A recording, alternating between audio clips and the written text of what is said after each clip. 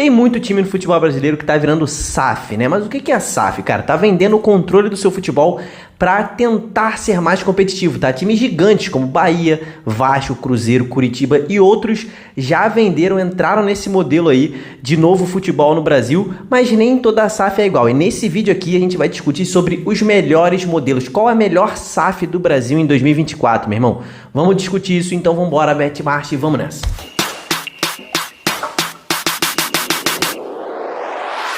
Fala, torcedores e torcedoras fanáticas e fanáticos, eu me chamo Diogo Cunha, esse é o canal Torcedorismo, canal dedicado ao futebol brasileiro. Então se você é apaixonado por futebol brasileiro ou se você quer entender mais sobre futebol brasileiro, se inscreve aqui no canal, aqui a gente tem análises, tem pré-jogo, tem notícias, tem discussão, tem tudo sobre futebol, aqui você vê completinho sobre futebol brasileiro inteiro. O vídeo de hoje, então se inscreve, cara, se inscreve, tu tem que se inscrever para me ajudar aí, estamos tentando bater 50 mil inscritos, o canal é novinho e a gente tá quase nessa meta gigantesca, então me ajuda e deixa a sua curtida. Mas o vídeo de hoje é sobre SAFs, qual a melhor SAF do Brasil? O que é uma SAF? Cara, SAF é a Sociedade Anônima do Futebol, uma sigla, né? SAF, Sociedade Anônima do Futebol, e cara, é um tipo específico de empresa, tá? Tipo de empresa que foi criado pelo Congresso Nacional do nosso país lá em 2021, né? Meados de 2021, acho que foi agosto de 2021, o Congresso fez a lei da SAF e é uma legislação que está estimulando clubes do Brasil a migrarem de associações civis, que são sem fins lucrativos, né? Os clubes são associações, né, de desportos e tal, teoricamente não tem fins lucrativos, e essa lei incentiva para que eles se tornem empresas, né, que tenham ali a intenção de lucrar. Então a lei da SAF, né, como ela ficou conhecida, ela está incentivando os clubes a se tornarem empresas. Então nesse vídeo a gente vai listar as principais e as melhores SAFs de todo o Brasil, beleza? Então vamos lá, quem que é SAF no Brasil? Para começar, né? Para começar, vamos falar de América Mineiro, que para mim, por enquanto, é a pior SAF. Você vai entender, tá? O América se tornou SAF lá em 2022, né? Foi assumido pelo Marcos Salum, ele assumiu a SAF ali, né? E o América teve a ideia de procurar investidores externos de fora do país para injetar grana no futebol do América, né? Chegou a negociar com alguns investidores americanos, né? O Robert Platek, que ele já é dono de alguns clubes na Itália, em Portugal e na Dinamarca, mas não rolou, né? Não rolou essa investida, não vendeu o clube para o Platek. E aí o América não conseguiu fechar com ninguém ainda está em busca desse Messias que vai comprar o futebol do América. O América está fazendo tudo com muito cuidado, né? Não está desesperado para vender. O América que nesse momento está na segunda divisão e o América está sem aporte, ou seja, não vendeu ainda. É uma SAF que não foi vendida ainda, né? Então, por isso está aqui como a pior por enquanto, né? Vamos ver, não tem muito o que analisar.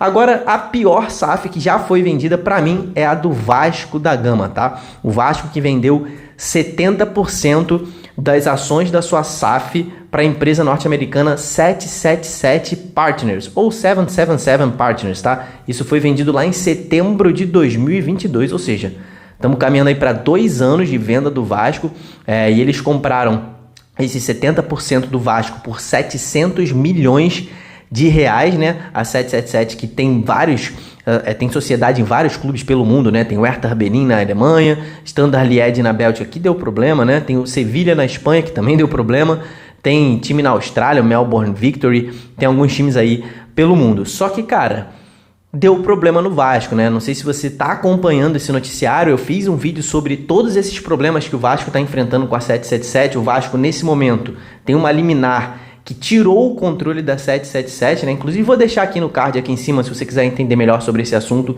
nesse vídeo, você clica aqui no card, você vai para esse vídeo que está tudo destrinchado o que está acontecendo com o Vasco e 777. Mas o fato é que a 777 está envolvida em vários problemas nos Estados Unidos, né? Está sendo indiciada por fraude, deu lá nos Estados Unidos uma garantia que não era dela, que não existia, então está ali sendo investigada. Por conta disso, perdeu a situação aqui no Vasco também, né? Na minha opinião, de forma errada, mas está sem o controle do Vasco, ficou só com 31% pelo que já pagou em contrato. E está tentando revender o Vasco, né? Tentou revender para a Crefisa, mas a Crefisa não quis. Então, assim, cara, uma zona a SAF do Vasco nesse momento, principalmente ali no setor de contratações, né? Contrata mal demais, gastou em 2024 mais de 130 milhões de reais nesse ano, tá? Estamos aqui em maio ainda, final de maio, já gastou 130 milhões, paga 16 milhões de reais de folha salarial mensal e o time não rende, o time tá lá embaixo, o time não consegue andar, então contrata, investe mal demais a 777, a SAF do Vasco investe mal demais e para mim é a pior SAF dessas que já foram vendidas. Agora vem, depois da do Vasco, vem a do Curitiba, tá? Curitiba que virou SAF em 2023, anunciou a venda de 90% da sua SAF, tá? Quase todas as ações, ficou só com 10% o clube associativo, vendeu para Tricorp Investments, ou Investimentos Tricorp, que tem até o Roberto Justus como sócio e conselheiro, e foi vendido por 1,1 bilhão de reais. 1 bilhão e 100 milhões de reais. É um investimento que vai entrar nos próximos 10 anos, não entra isso tudo de uma vez no caixa do Curitiba, né? A SAF tem essa obrigação de investir esse 1 bilhão ao longo de 10 anos e, cara, já vem investindo muita grana, não só no futebol, como nas instalações do clube, né? Modernizar centro de treinamento, centro de recuperação, departamento médico, comprou novos equipamentos de recuperação para os jogadores, tem um projeto de reforma e ampliação do Couto Pereira, o estádio do Curitiba, um projeto muito legal, mas tem cláusula de redução em caso de rebaixamento. E o que aconteceu no primeiro ano da SAF? Curitiba foi rebaixado, né? No ano passado, a SAF já chegou no meio do ano e investiu 40 milhões de reais em contratações e em nomes do segundo escalão do futebol europeu, né? Por exemplo, trouxe o Gessé, ex-Real Madrid, trouxe o Slimani, né? O argelino, ex-Leicester, todos eles assim em fim de carreira, e aí o Curitiba acabou sendo rebaixado e nessa temporada não começou nada bem também, né? Recebeu muito menos investimento, né? A SAF tinha a obrigação de no segundo ano investir 120 milhões, mas como foi rebaixado, essa obrigação caiu para 60 milhões. Investiu sim nesse ano, mas investiu pouco nessa início de temporada. Foi eliminada na semifinal do Paranaense para o Maringá, caiu na primeira fase da Copa do Brasil para o Águia de Marabá e nesse momento que eu gravo esse vídeo ocupa a 12ª posição na Série B após 6 rodadas. Então, péssimo início de temporada do Curitiba que precisa desesperadamente voltar para a primeira divisão e a SAF ainda está tomando pé do que está acontecendo ali, né? O Curitiba é o primeiro clube da Tricorp que não tem nenhum tipo de know-how, né? De experiência no meio do futebol, está aprendendo conforme vai andando com o Curitiba. Agora vem a SAF do Cuiabá, tá? Cuiabá, primeira SAF do Brasil. Cuiabá é comandado pela família Dresch, tá? Desde 2009. Ué, Diogo, mas a lei da SAF saiu depois, sim. Ele já era uma empresa, né, um clube empresa, e depois migrou para a SAF quando a lei da SAF saiu. Cara, o Cuiabá tá na primeira divisão do futebol brasileiro desde 2021, então foi uma ascensão muito boa, né, desde que entraram sob o comando da família Dresch, né. Então, 2021, 22, 23 e 24, né, já são 4 temporadas seguidas na Série A, né. A família Dresch, que é dona de uma indústria gigantesca de borracha, né, a Drebor, então tem uma família muito rica. E tem o controle do Cuiabá, mas o Cuiabá, cara, é um clube familiar, praticamente, né? É como se a sua família tivesse um clube de futebol da Série A do Brasil. Esse é o Cuiabá, é comandado pela família, né? O CEO, os principais nomes ali do Cuiabá são da mesma família, né? Então, Cuiabá que não tem um aporte tão grande assim de grana, né? De um investidor externo que bote muito dinheiro, ainda não tem. Pode ser, né? Isso aqui não é informação, né? É uma possibilidade, pode ser que a família Dresch abra o capital do Cuiabá, né? Venda partes das suas ações para um outro investidor e aí sim o Cuiabá poderia mudar de patamar. Agora vem a SAF do Cruzeiro, tá? O Cruzeiro que foi vendido em 2021, a SAF do Cruzeiro lá no final, né? Final de dezembro ali de 2021, o Ronaldo comprou 90% da SAF do Cruzeiro por 400 milhões de reais, né? Mas aí depois a gente ficou descobrindo aí, depois a gente descobriu que na verdade ele pagou 50 milhões e os outros 350 milhões seriam por própria renda do Cruzeiro, né? Ele teria que reinvestir 350 milhões arrecadados pelo próprio Cruzeiro. Então, na prática, o Ronaldo comprou o Cruzeiro por 50 milhões de reais, né? Por meio da sua empresa Atara Sport, né? Mas, cara, o Ronaldo acabou pedindo para sair, né? Acabou certamente, né, o Ronaldo não tinha tanto dinheiro assim para investir num clube de futebol, ele resolveu revender o Cruzeiro, tá? 29 de abril deste ano, tá? Não tem nem um mês, o Cruzeiro foi revendido pelo Ronaldo. É o primeiro caso de uma SAF revendida aqui no Brasil, uma SAF desse tamanho, né? Foi vendido por empresário Pedro Lourenço por 600 milhões de reais, cara. O Ronaldo vendeu todos esses 90% das ações dele, 10% permanecem com a associação do clube, né? Do Cruzeiro. Então olha esse lucro do Ronaldo, tá? O cara que comprou por 50 milhões vendeu por 600, tá? O fato é que 100 milhões já tinham sido antecipados em 2023 pelo Pedro, né? 150 milhões vão ser pagos nesse ano e os outros 350 milhões vão ser quitados também ao longo de 10 anos, tá? Então, assim foi a venda do Cruzeiro do Ronaldo para o Pedro Lourenço. Pedro Lourenço, que é dono de uma rede de supermercados, né? A BH, né? Supermercados BH, tem mais de 300 unidades abertas ali pelo estado de Minas, então é uma das empresas uma das redes de supermercados, uma das maiores redes de supermercados do nosso país, né? Tem um faturamento anual de 17 bilhões de reais. É óbvio que o Pedro não é o único dono, né? Parece que ele já vendeu 40% das ações do supermercado, né, da rede. Mas, cara, 17 bilhões, esse cara tem muita grana. É a quinta maior rede de supermercados do Brasil. E ele sempre foi fanático pelo Cruzeiro desde pequenininho, né? Já ajudava o Cruzeiro há muito tempo, antes de existir lei de SAF. Ele já pagava salário quando atrasava, comprou alguns jogadores. O Arrascaeta, ele que trouxe, tomou calote do Cruzeiro, inclusive, que nunca pagou o Pedro. Agora que ele vai reaver esse dinheiro, provavelmente, né? Então, assim, cara, é um cara que entende de negócios. Já tá tentando trazer grandes nomes para o futebol do Cruzeiro, né? Tá falando aí em Gabigol, tá falando em Felipe Coutinho. Talvez ele esteja viajando nesses nomes, mas é um cara que chegou empolgado aí para mudar o Cruzeiro de patamar. Mas por enquanto, fica aqui nessa posição aí, não tá entre as piores SAFs, evoluiu com essa venda, inclusive, né, do Ronaldo, mas também ainda não tá entre as melhores. Agora vem aqui, cara, top 3, tá? Top 3 melhores SAFs. Primeiro, o Red Bull Bragantino, que não é uma SAF, né? Não é exatamente uma SAF, mas ele é um clube empresa, né? Foi vendido para a Red Bull, né? O Bragantino é um clube empresa lá do interior de São Paulo, tá na Série A do Campeonato Brasileiro. E o modelo empresarial, a diferença entre o modelo empresarial e a SAF é que a tributação da SAF é mais vantajosa, né? E tem ali algumas transparências a mais, tem regras de governança e fiscalização da CVM, né? CVM, que é a Comissão de Valores Mobiliários, tem algumas seguranças maiores na lei da SAF, mas o Bragantino rende bem com o seu modelo empresarial. Já é 5 anos, tá? Que tá com a Red Bull, que já investiu mais de 150 milhões em reforços, contratou mais de 50 jogadores, construiu um centro de treinamento moderníssimo, novo em folha para o Bragantino, vai transformar o estádio em arena, pelo menos é um projeto, né? Então é um time que no primeiro ano de clube empresa da Red Bull, em 2019, o Bragantino já subiu para a primeira divisão como campeão da Série B. De lá para cá nunca mais caiu, está sempre na Série B desde 2020. Ficou com o vice-campeonato da Sul-Americana em 2021, foi derrotado para o Atlético Paranaense na final da Sul-Americana. E, cara, tem muita chance de crescer ainda mais, né? A gente sabe que a Red Bull tem vários clubes pelo mundo, né? Tem o Leipzig, tem o New York, tem o Red Bull Salzburg. Então, é uma empresa que tem um modelo fixo de futebol, né? Que é um futebol intenso, que é um futebol agressivo, que é sempre esse tipo de futebol. E por isso aposta em contratações de jovens atletas, né? Jogadores que conseguem manter essa intensidade, e também porque novos atletas rendem mais na hora da revenda, né? Eles conseguem uma grana maior na hora de revender esse jogador. É mais fácil e vale mais, né? Inclusive já tem vendas espetaculares o Red Bull Bragantino, né? Vendeu o Claudinho para o Zenit por 15 milhões de euros, né? 92 milhões de reais na época. Vendeu o zagueiro Natan para o Napoli por 10 milhões de euros, 52 milhões de reais.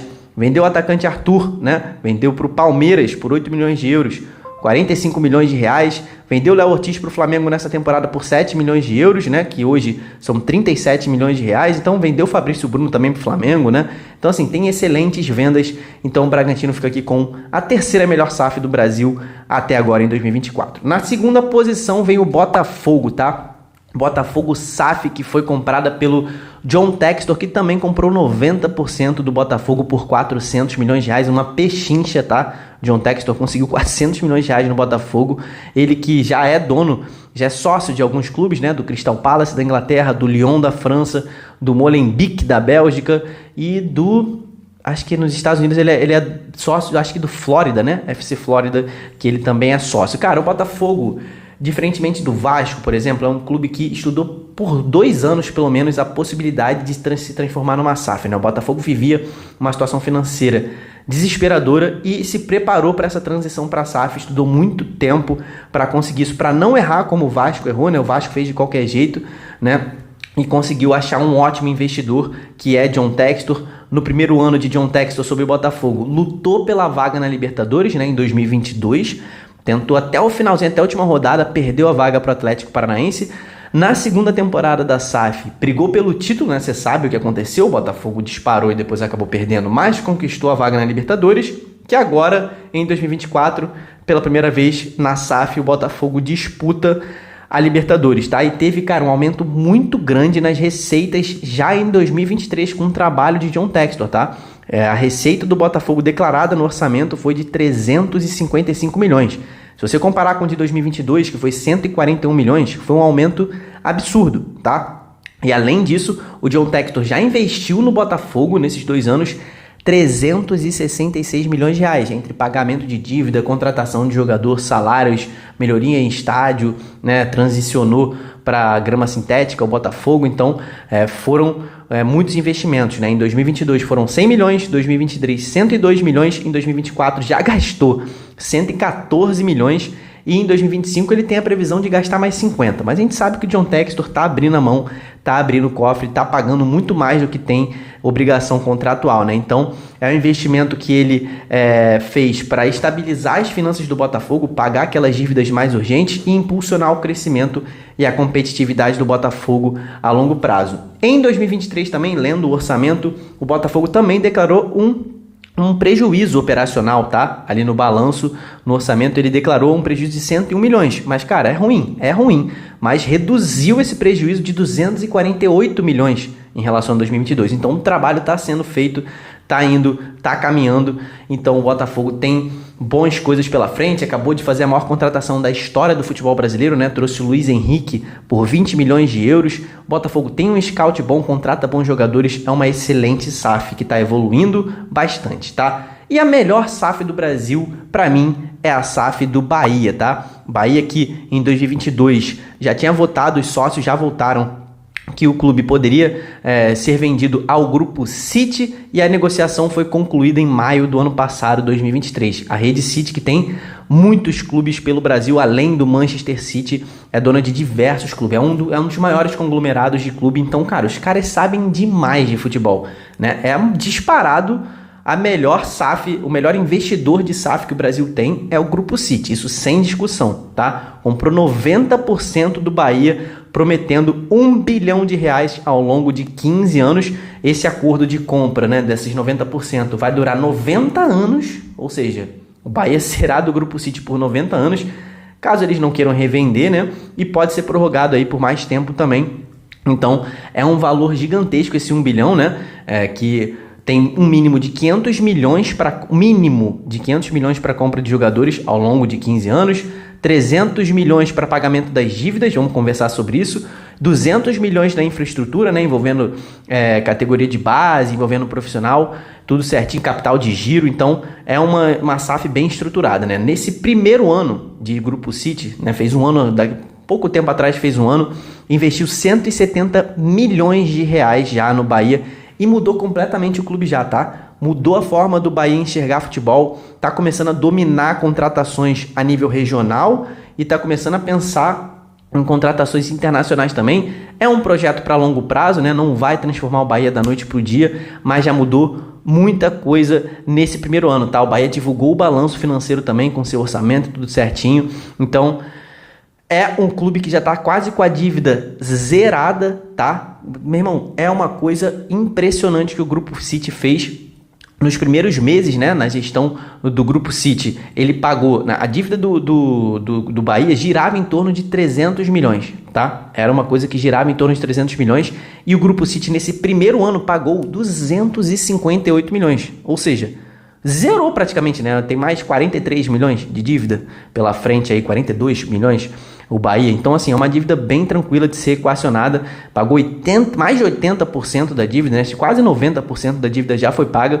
Então, é uma coisa que é muito forte isso, né? O Bahia agora vai começar a respirar, vai começar a melhorar com toda certeza. É uma coisa que dá um impacto absurdo nas finanças do clube e agora o time começa a investir em contratações. Já investiu mais de 170 milhões em contratações, né? Trouxe o lateral Gilberto, foi 13 milhões, Vitor Cuesta, né? Trouxe o Canu, que também foi 10 milhões, trouxe o Cauli, 14 milhões, veio o Caio Alexandre, que é a maior contratação da história do Nordeste, por 24 milhões e 300 mil, trouxe o Jean Lucas, que foi 24 milhões e 200 mil, tá com Everton Ribeiro, tá com Carlos de Pena, trouxe o Biel por 11 milhões, trouxe o Luciano Juba, Everaldo, Ademir também foi 13 milhões de reais, então investiu muita grana, mudou a maneira do Bahia de agir no mercado, né? Agora o time não pensa mais em empréstimo, vai lá e briga com um gigante, ganhou o Caio Alexandre, por exemplo, numa negociação em que estava competindo com o Palmeiras, então mudou de patamar aí a gestão do Grupo City perante o Bahia. A gente sabe que os resultados em campo ainda não vieram, né? Ano passado quase foi rebaixado, foi 16º no Brasileiro, esse ano foi vice no Baiano, mas está na semi da Copa do Nordeste e é o atual vice-líder do Brasileirão, empatado na liderança com o Atlético Paranaense depois de 6 rodadas. O City tem feito muitos investimentos em infraestrutura também e em logística, tá? O centro de treinamento do Bahia é outro, o departamento médico do Bahia é de luxo, tá? Botou aparelhos de última geração que quase ninguém tem no Brasil para condicionamento e recuperação de jogadores. Isso reduziu 45% das lesões musculares do clube, né? Nessa temporada, por exemplo, só o Cicinho e o Everaldo tiveram lesões musculares. Isso é muito importante para resultado dentro de campo. E o clube ainda conseguiu, nesse meio tempo, arrumar a logística, né? Agora são só voos fretados. O Bahia não pega mais avião comercial, não espera mais em aeroporto. Os jogadores conseguem se recuperar nos aviões, né? Agora os quartos são individuais, os atletas têm mais condição de recuperação. Então o Bahia mudou de patamar e é sem dúvida a melhor SAF do Brasil em 2024 e deve crescer ainda mais. Se você quiser saber mais sobre SAFs, você comenta aqui embaixo que você quer saber, que eu preparo novos vídeos para você. Se você ficou até o final, você é muito brabo, né? Muita gente pode não gostar desses vídeos, mas é um vídeo importante para você entender como está funcionando o nosso futebol. Outros times vão virar SAFs e essas SAFs que vêm por aí deixam aprendizados para essa rapaziada. Então, comenta aqui embaixo o que você acha de SAF, se você gostaria que o seu clube virasse SAF, se você gostou que o seu clube virou SAF. Curte aqui esse vídeo para me ajudar ele a chegar a mais pessoas, se inscreve no canal se você gostou do conteúdo. Até o próximo vídeo, tamo junto, valeu e falou!